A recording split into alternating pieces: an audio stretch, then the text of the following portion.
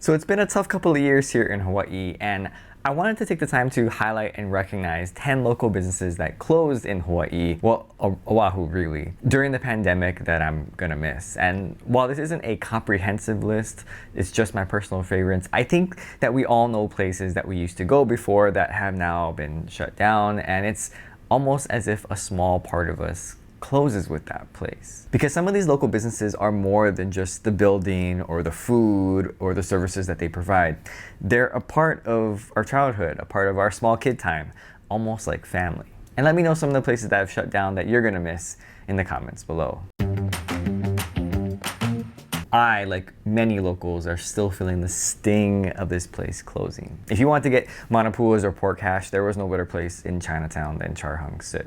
They opened in 1945 and have been stuffing our faces with delicious foods ever since. The buns were really soft and chewy, and the meat on the inside was so delicious. And of course, the prices were pretty reasonable. The thing is, when they closed, the impact didn't immediately hit me, but kind of like a distant friend who you haven't talked to in a while and then unexpectedly leaves, they were sorely missed when that manapua craving set in. And when you visited Char Hung Sut, there wasn't much to look at from the outside or the inside. I mean, it's mostly just a bunch of aunties running around making food. But once you get that whiff of the smells that can only come from a Chinese manapua place, as we say in Hawaii, broke the mouth. And since then, other places have collectively tried to fill that void for manapua in Chinatown, but no one place can come even close to replacing it.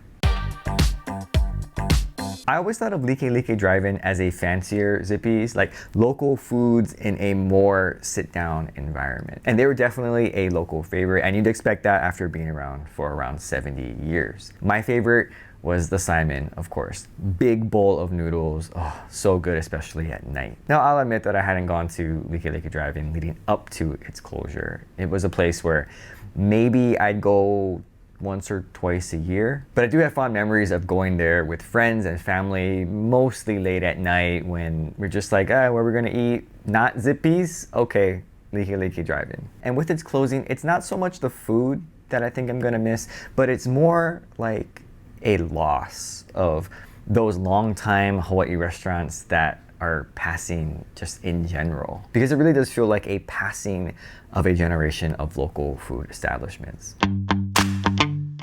Can't say I've ever been to Love's Bakery in Kalihi, but I used to see it all the time on the freeway. And we'd buy the bread occasionally at the supermarket, you know, in those big bright red and yellow bags. But it was those white powdered donuts that always got me. Gosh, I'm gonna miss those. Love's Bakery has been operating in Hawaii for around 170 years, ensuring its place in the Hawaii Food and Restaurant Hall of Fame, if there was such a thing. When they announced that they were shutting down, I tried to find a box of those white powdered donuts, but I really couldn't find one. I think everyone was trying to buy them at the time. Luckily, my mom was able to get some of those boxes of donuts, and I was actually able to try it before they went out of business. I made a video about that on the channel as well. And those donuts, while not particularly nutritious, have sentimental value because I remember eating them at my grandma's house. She had these blue sheets on her couch, and you could always tell when someone ate the white powdered donuts because you'd see little smudge marks or fingerprints on the couch sheet, and of course she'd get mad. Now I know that they still sell Love's Bakery products in Hawaii, including the white donuts, but as we say, just not the same. For a store that brought so much joy to so many locals over the years with its Japanese goods and food court, it's really too bad that the end of Shirokiya at Ala Moana is dipped in controversy and conflict. Now, I won't go into too much of the legal battle between Shirokiya and Ala Moana. You can look it up online if you'd like. But I have very fond memories of Shirokiya, which was first established in Hawaii in the late 1950s. I mostly remember Shirokiya as that Japanese department store that my grandma would take us sometimes. We'd walk around the store, and then of course we'd check out all the Japanese toys and gadgets and TVs. Then we'd walk around the food area, scoping out the different bentos, and we'd eat lunch in what I can only describe as one of the most awkwardly designed dining areas I've ever been in. Because what I'm remembering of Shirokiya's dining area was it was a very narrow dining area that was tiered, which is a weird place to eat. When the department store eventually closed at Ala Moana, it was nice that Shirokiya opened a food court. I was pretty excited about that. Lots of great Japanese foods, including ramen. It could be crowded at times, but still a great place to grab dinner after work. And that food court from the outside still looks like it's ready to open, like everything is where it's supposed to be. But because of what's been going on, I don't think they're coming back. At least not under the Shirokiya name. This closure was personal for me since I grew up in Kaneohe. And when your hometown bakery closes, it hurts. It had been around for 68 years, but it just couldn't quite make it through the pandemic. I'll remember Kaneohe Bakery as a place my grandpa used to stop by to pick up pastries when I was really young, like super young. I remember seeing all the toys that they used to have in the store, and sometimes he'd buy me a G.I. Joe or that red sticky octopus that you throw against the wall. And thinking back, I can't remember if they had a signature pastry. I don't think they did. They might have just been good at many things, but a master of none. But that didn't really matter to me as a Kaneohe boy. I was just proud that they carried the name of the place where I grew up. For almost 40 years, Kabuki Restaurant sat at one of the most awkward intersections in downtown. If you know where it used to be, you know what I'm talking about. It's like at the corner, and it's really, you're gonna miss it if you don't know where it is. But I liked Kabuki because of the takeout bentos. At work, we used to order dinners sometimes for those very late nights. And Kabuki was our go-to place because it was fairly cheap and the orders were simple. You just pick the bento number and easy. I think I only ate at the restaurant a couple of times. They had like a little sushi bar area, but pretty nice overall environment. But it was those bentos that kept me coming back. They gave you this bento punch card, and I'll admit, I filled out a couple of those cards over the years. One of the things I didn't understand was why they decided not to reopen when the restrictions were being lessened. Like, they were one of the few places that I remember that pretty much stuck to just takeout only. And yes, it will be missed. In one of the most unusual places to have a restaurant, there sat Uncle's Fish Market at Pier 38. And it's really too bad that it was next to Nico's, another popular local restaurant. But there it was, and Uncle's Fish Market was very good. It was there for 14 years, serving really good seafood, including, from what I hear, really good poke. Uncle's is particularly meaningful to me because I've had a few significant meals there in the past, including where my wife first met all of my uncles and aunties, as well as our place for our rehearsal dinner before we got married. I wouldn't say the food was particularly affordable, but it was a nice place to go every once in a while.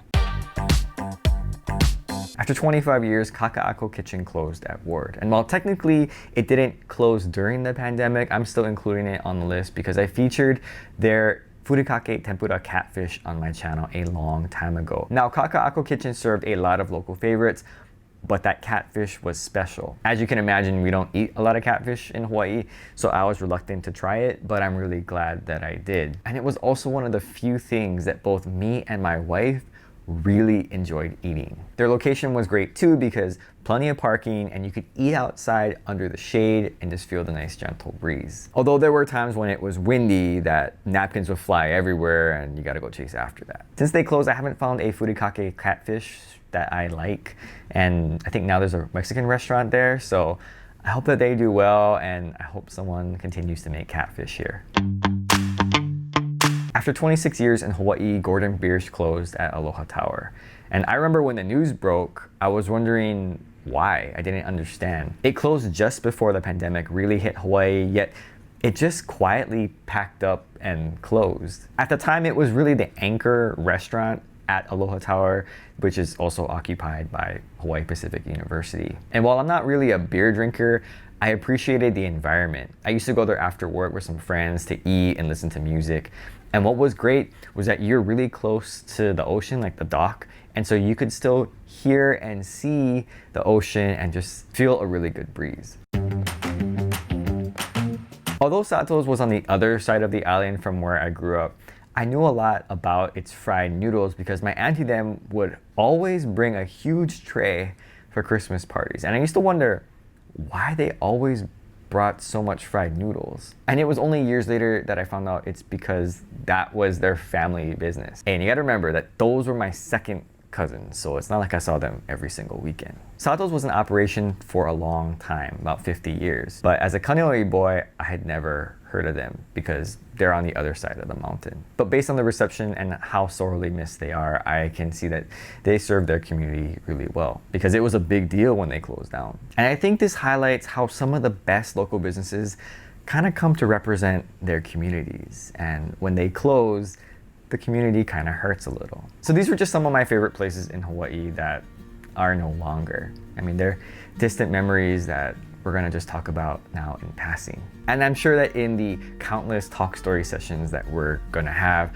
we're gonna be recalling some of these places and just thinking back to, oh, it used to be so good and they had the best blank, and oh, I miss blank, and everything else is so junk. And while I think it's great to remember our favorite places with great fondness, I hope that we keep an open mind to some of the new places that are emerging. I mean, these local institutions that we now all miss had to start sometime.